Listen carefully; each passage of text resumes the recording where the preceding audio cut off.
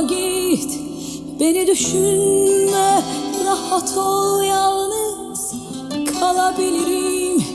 Sen de bilirsin, hiçbir acı sonsuza dek sürmez.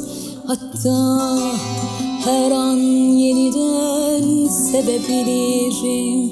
Olmazdı bende, biliyorum, haklısın, haydi git.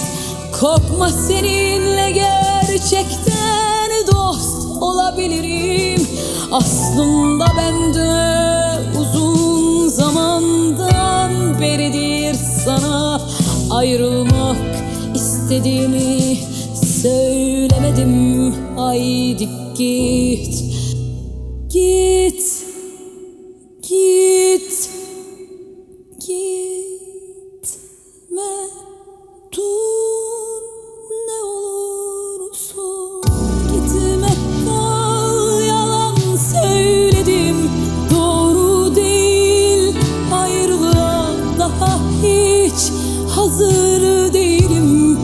Aramızda yaşanacak yarım kalan bir şeyler var.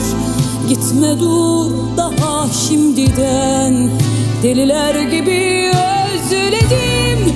Gitme, dur ne olursun, gitme, kal, yalan söyledim, doğru değil. Ayrılığa daha hiç hazır değilim. Aramızda yaşanacak yarım kalan bir şeyler var.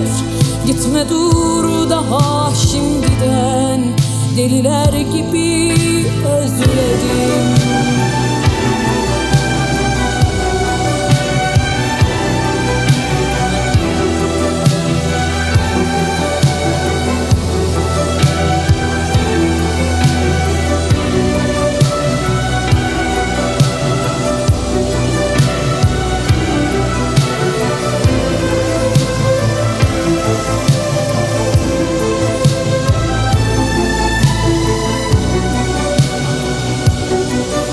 İkimiz için de doğru olan böylesi, git. İnan bana, sandığın kadar üzgün değilim. İçimde yepyeni bir hayata başlamanın sevinci ve heyecanı var. Artık git, git, git, gitme, dur ne olursun. Gitme, kal, yalan söyledim, doğru değil. Ayrılığa daha hiç hazır değilim.